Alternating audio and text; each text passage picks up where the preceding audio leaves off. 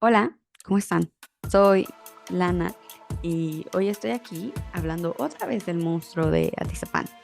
El monstruo de Atizapán fue uno de los primeros casos que yo toqué en mi cuenta principal en TikTok y llegó a un alcance estratosférico, por así decirlo, debido a la comparación que en ese momento hice con Jeffrey Dahmer.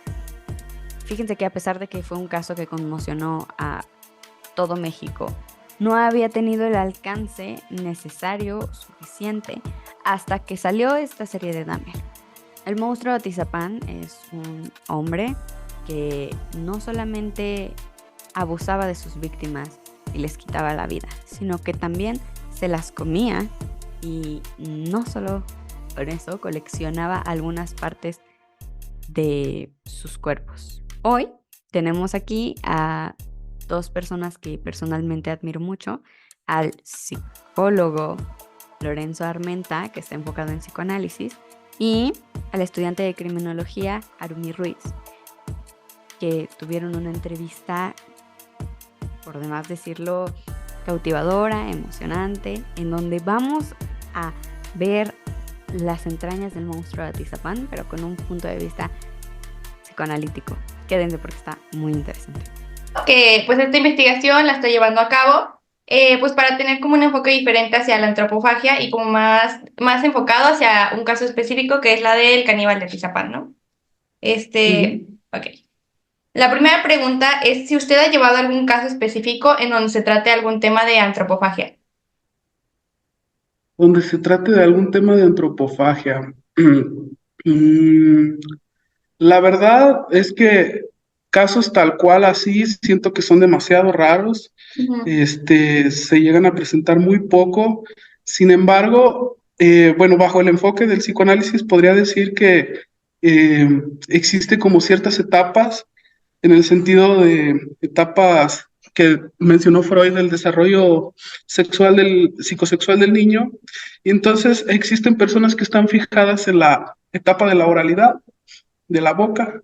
Por lo tanto, si están fijadas en esa etapa de la oralidad, es usualmente personas que pues tienen ciertas conductas en el sentido de obtener placer por la boca, y creo que eso se relaciona bastante con la antropofagia, ¿verdad?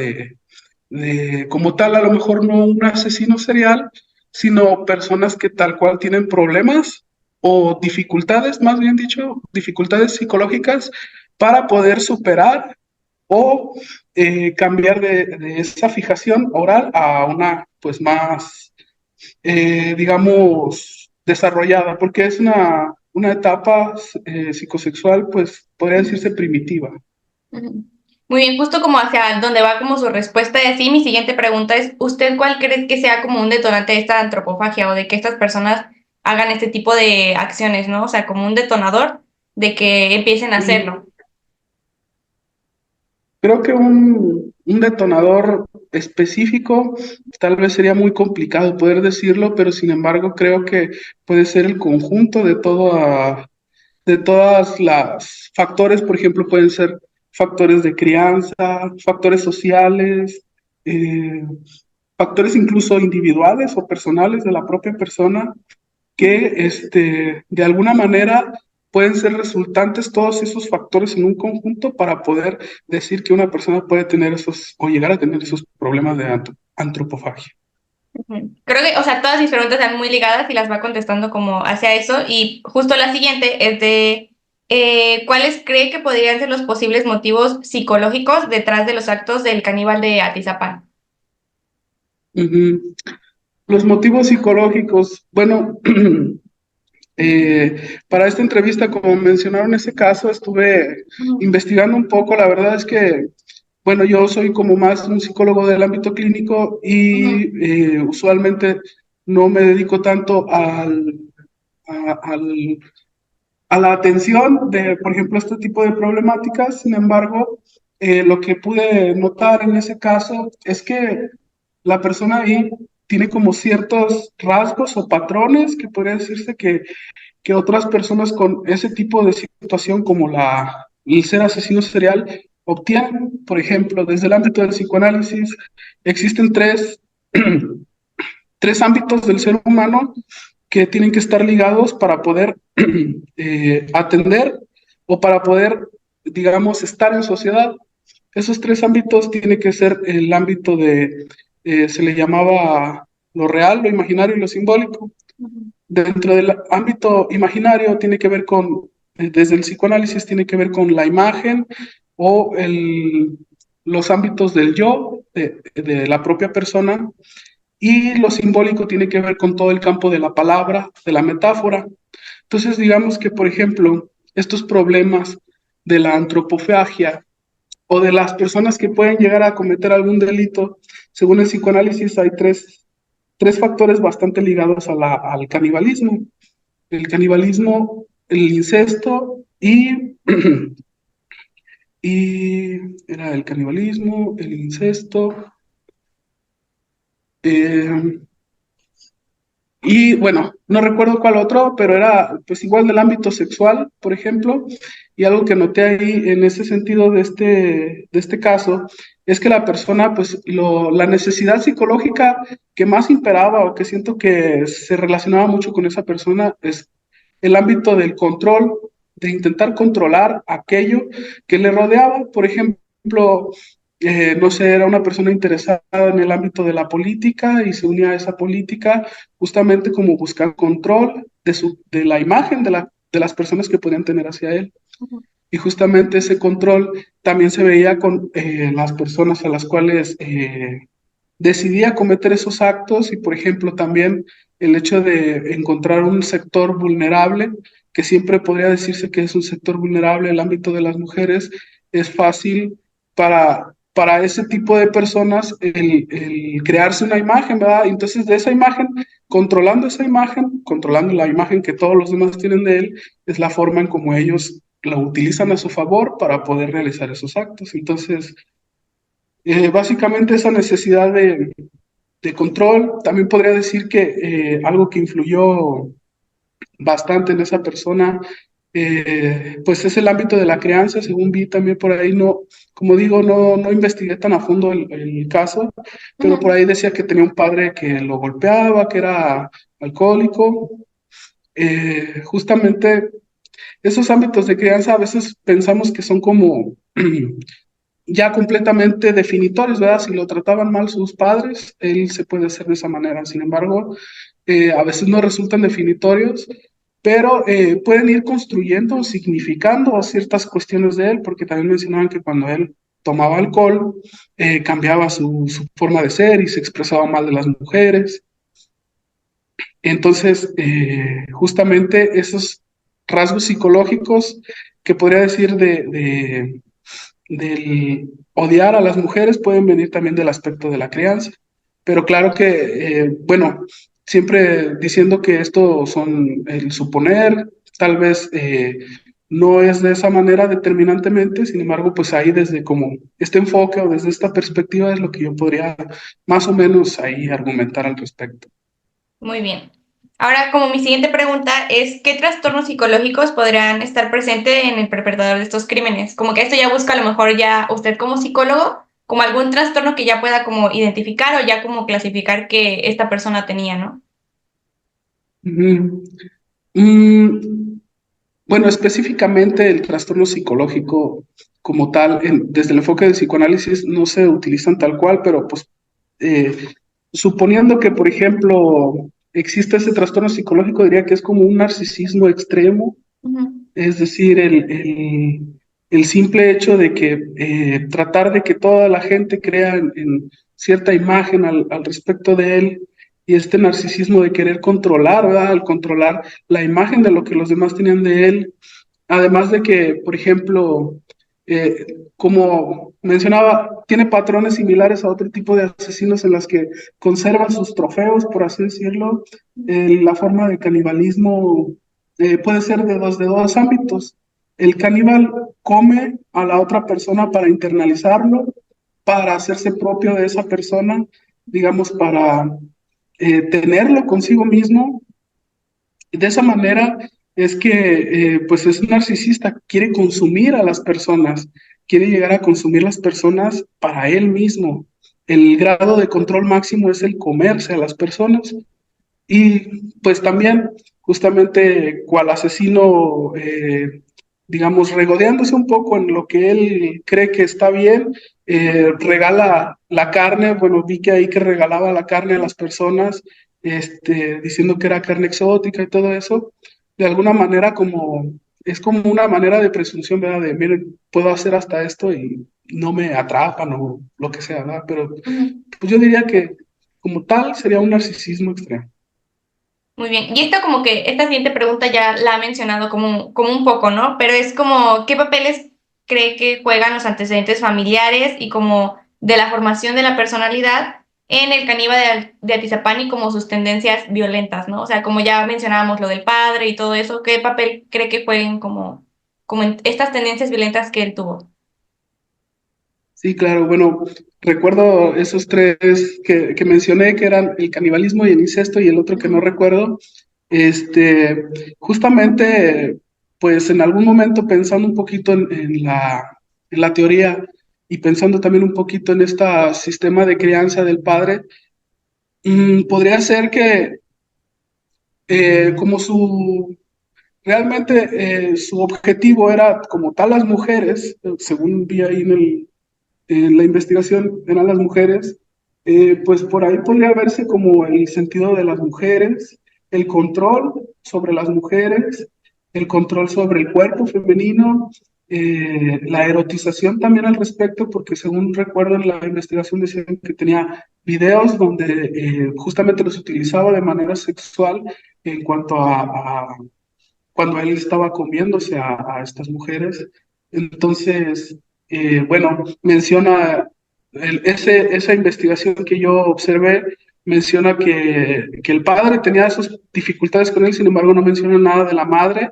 Ujú. Posiblemente pudieron llevar una relación muy cercana, y esa relación muy cercana conduce de cierta manera a cierto incesto, por así decirlo, en ese sentido de que, por ejemplo, una persona que no llega a cometer ningún asesinato busca de manera simbólica otra cuestión. Por ejemplo, se dice que un beso puede ser canibalismo de alguna manera, pero de manera simbólica. Es decir, nosotros decimos también a veces cuando queremos a alguien o nos encariñamos con alguien, te comería besos, Ujú. pero sin embargo lo hacemos desde una manera simbólica. No es real, ¿verdad? Pero digamos que en estas personas, como no entran en el campo de lo simbólico, ellos realmente lo que hacen es pues comer, ¿verdad?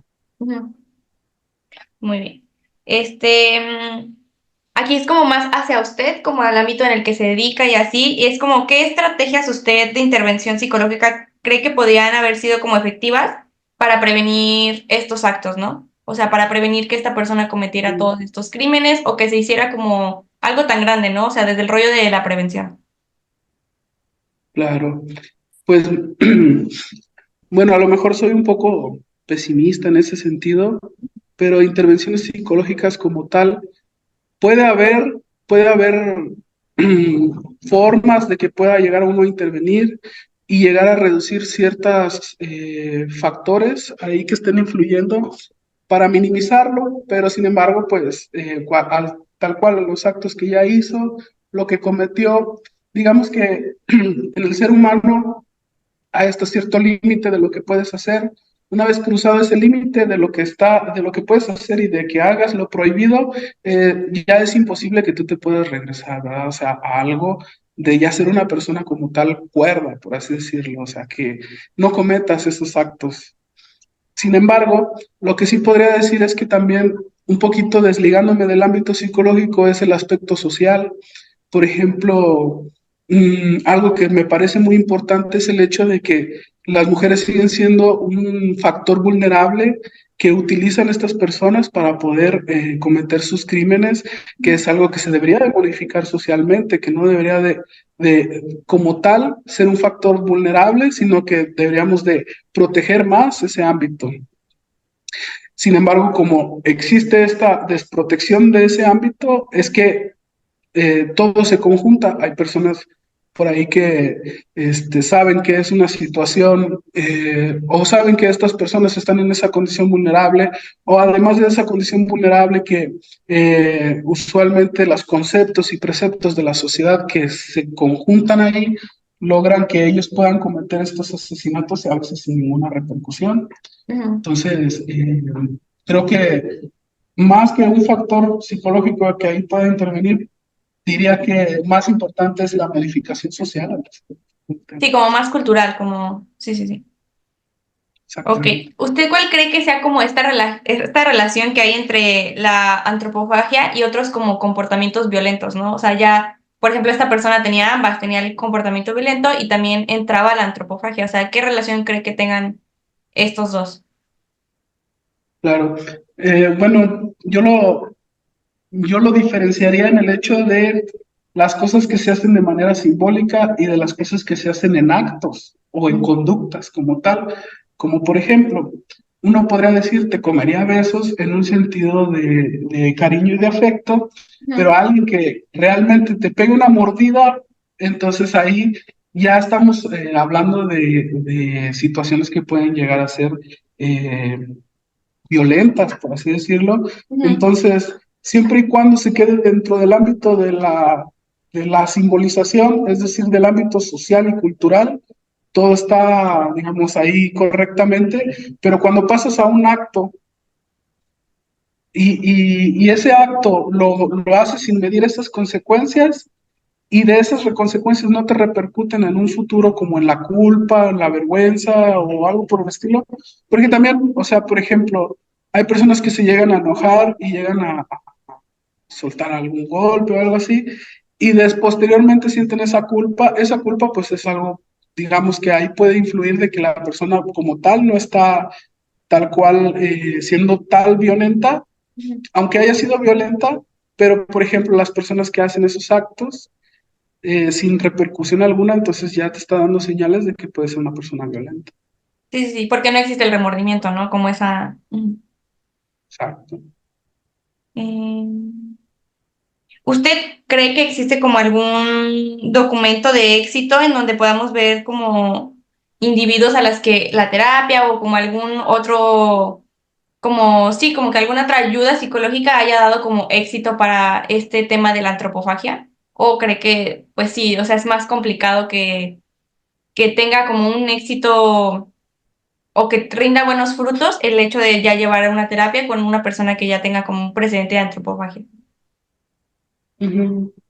Claro, bueno, lo que podría decir es que ahí el éxito creo que depende de la perspectiva, ¿verdad? De cada quien tenga Ujú. de qué es el éxito como tal. Sin embargo, creo que, por ejemplo, en- bueno, más que en el ámbito de la antropofagia, puede ser en el ámbito de los asesinos seriales. Por ahí conozco un caso de uno que se llama Edward Kemper o algo así.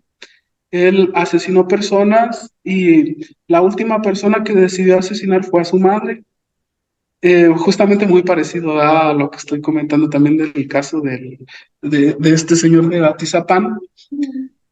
Pero sin embargo, él, en el último hecho, en el último acto de asesinato hacia su madre, lo encierran en la prisión, deciden igual darle terapia psicológica, incluso llega a ayudar a investigadores a que puedan encontrar otros asesinos seriales.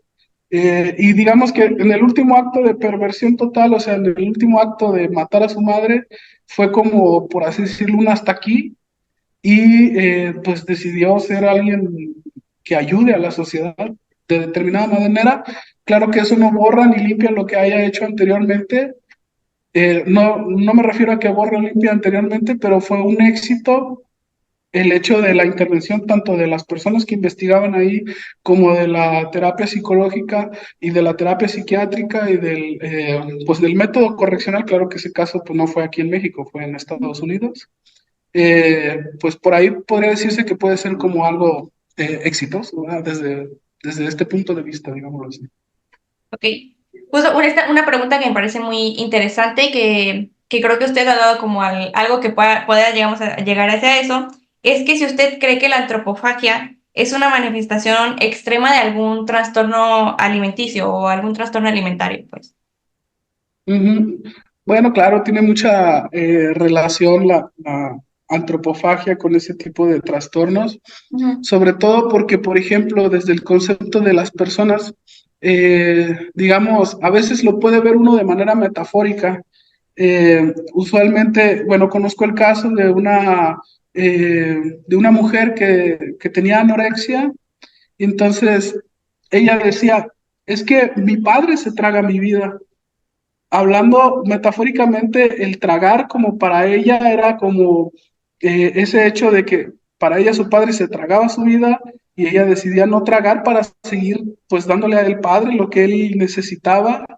Entonces, desde la manera metafórica hablando, pues son personas que, como digo, tienen esa cierta fijación en el ámbito oral.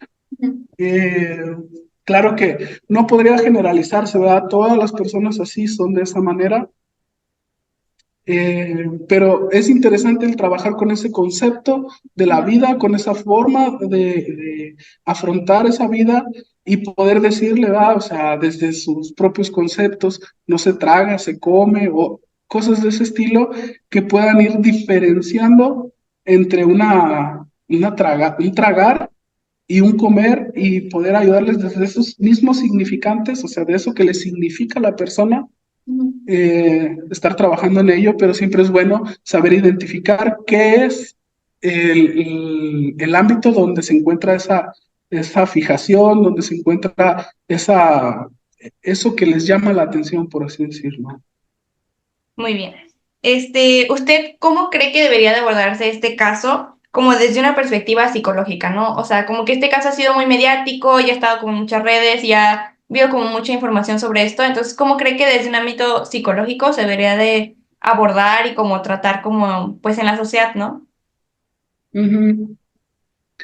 Claro, bueno, desde un ámbito psicológico, a veces se suele utilizar la psicología para, digamos, defender o se suele utilizar la psicología también para tratar de observar otros problemas distintos, como por ejemplo, hay veces que hay marchas o protestas y dicen, bueno, es que es el coraje de la gente que quieren desahogar. Y entonces le quitan como tal esa parte de la importancia, ¿verdad? Porque entonces ya los reducen a personas que simplemente se quieren desquitar como tal.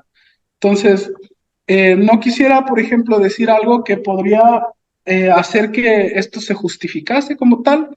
Sin embargo, sí podría decir que desde el ámbito psicológico se puede abordar como una persona, pues, eh, sí, yo diría que es una persona que está enferma, Ujú. podría ser una persona que tiene algún padecimiento, pero que ese padecimiento no es un padecimiento usual. Es decir, usualmente, por ejemplo, los padecimientos se dan desde el ámbito orgánico. Si te da un cáncer, pues te crece un tumor, ¿verdad? Y ese tumor es visible. Pero en este ámbito, si es que llegasen a abrirle la cabeza a esa persona, el cerebro, sería un cerebro tal cual como de todos los demás, pero no hay duda de que esa persona pues puede llegar a tener alguna enfermedad, ¿verdad? Entonces, desde el ámbito psicológico diría que sí, se puede llegar a identificar como alguien pues enfermo psicológicamente, pero que pues la cura como tal tiene que ver con todos los ámbitos, psicología, sociedad, psiquiatría y pues todo lo que se puede intervenir ahí al respecto. Ok, ¿usted cuál cree que sea como una lección importante que nos deja como este caso o como todo este precedente que hay de todo esto, como una lección que usted cree que es importante que la sociedad entienda y que analice? Ujú. Bueno, pues el observar, ¿verdad? Sobre todo creo que la enseñanza grande es el observar nuestras personas que tienen vulnerabilidad en la sociedad, como son las mujeres, como son los niños, mujeres y niños, y de también creo que una enseñanza muy grande es que no podemos dar nuestra confianza total. A veces creemos que confiar es lo mejor, pero no podemos dar la confianza total a una persona porque ha hecho ciertos actos buenos. por ejemplo, la gente decía que era una buena persona porque pues ayudaba a los demás, se daba esa imagen, ¿verdad? Entonces, yo diría que la enseñanza que podría decir aquí también es el cuestionamiento de que ni los buenos son tan buenos ni los malos son tan malos. Siempre hay que cuestionarse las personas tal cual. Bueno, ya como última pregunta, esta me gusta mucho hacerla como tanto en las encuestas que he realizado como en pues la entrevista, ¿no? Y es como una pregunta que la gente se hace mucho también en redes sociales, que es si usted podría distinguir alguna vez si está comiendo ya sea carne humana o carne animal. O sea, ¿cree que podría ser capaz de lograr esa distinción y poder decir, ah, ok, sí estoy comiendo carne de un animal, pues? Creo que bueno, depende, ¿verdad? Porque si me la dan como él la hacía, creo que la hacía con chile y le ponía así como ciertas cosas para que tú no te dieras cuenta. Y además que no solamente era eso, que la tapaba así con ciertas cosas para que no te dieras cuenta, sino que también te endulzaba el oído, ¿verdad? Diciendo es carne exótica, es de un jabalí o así. O sea, es muy, muy difícil tal vez el poder distinguir eso entre la carne de verdad y la carne humana. Y pues sí, es algo que digamos que sí da miedo, ¿verdad? O sea, saber que posiblemente has llegado a comer carne humana. Sí, muy bien. O sea, hasta aquí ya fueron como las preguntas. Me gustaría mucho que nos diera como una conclusión de su parte, tanto del tema de la antropofagia, tanto como de este caso tan sonado y que pueda dar como una conclusión desde su punto de vista y desde pues su aprendizaje y todo lo que usted ya lleva. Ujú. Claro, bueno, la conclusión que yo podría dar es que es sin duda uno se interesa mucho, a la gente le causa mucho interés este tipo de casos porque realmente el hecho de que una persona se llegue a comer a otra es algo muy primitivo. Desde las antiguas civilizaciones se llegaba a esta situación y desde las civilizaciones más primitivas se comían unos a otros. Unos de, como le digo, de manera de identificación, de hacerse parte de ello. Sin embargo, creo que al ser un caso tan raro, eh, claro que pues resulta en el interés, ¿verdad?, de las personas, y eso es bueno que las personas se interesen para cuestionarse, como le digo, cuestionarse esas formas que existen en la sociedad, cuestionarse los conceptos que traemos, y cuestionarse que las conductas a veces que hacen las personas no solamente las hacen como tal esas personas, sino que se influye desde todos los ámbitos.